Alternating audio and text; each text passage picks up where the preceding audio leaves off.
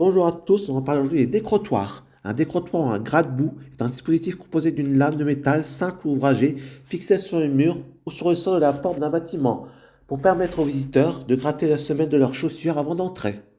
Définition. Le décrotoir dérivé du verbe décrotter est une lame de fer, voire quelquefois une boîte garnie de brosses, placée à côté d'une porte extérieure d'une maison ou d'un appartement pour qu'on puisse y enlever la terre ou la boue des semelles de chaussures avant d'entrer. Le style dictionnaire Larousse précise que ce mot désigne également une pièce de charrue à disque, destinée à détacher la terre de la face concave du disque. Au XIXe siècle, Peter distingue le décrotoir non masculin, qui désigne une lame de fer, de la décrotoir non féminin qui désigne une brosse. Description. Les décrotoirs sont généralement en fonte ou en fer forgé. Il peut s'agir d'un simple lame placée ou fixée sur le sol, à côté de la porte d'entrée ou d'un dispositif plus ouvragé. C'est dans le sol ou la façade, ou encastré dans une niche. À Bruxelles, ils sont souvent de style Art Nouveau. Historique.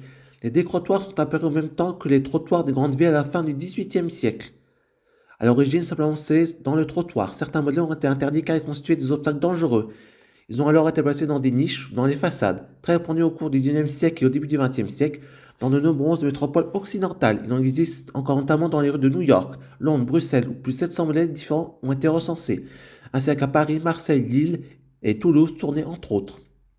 Dans la Seconde Guerre mondiale et l'occupation allemande de la France, de nombreux décrotoirs ont été récupérés, comme métaux ferreux. Ils ont aussi supprimé au fil du temps lors de l'amélioration des rues et des trottoirs, ou des aménagements de voiries.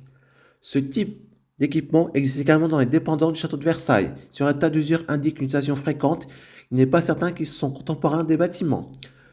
Au début du XXIe siècle, les trottoirs est tombé en désuétude et davantage utilisé comme support pour les pots de fleurs ou comme point d'attache pour les vélos plutôt que pour nettoyer les chaussures.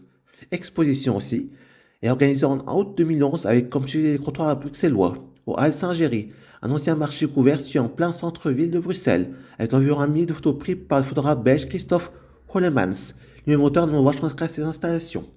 Une exposition du même photographe est organisée le 13 au 27 en 2014 au musée de la Porte à Tubize, dans la province du Brabant Wallon, en Belgique. Celle-ci présente l'histoire de cette installation, mais aussi les habitudes de civilité d'hygiène d'autrefois. Dans la littérature, George Grossmith, dans son roman comique Journal d'un homme sans importance, fait plusieurs allusions au décrotoir à l'entrée de la nouvelle maison du héros, qui cause quelques ennuis sur lesquels les visiteurs trébuchent. Et voici quelques photos de différents décrotoirs qu'on le trouve en Europe.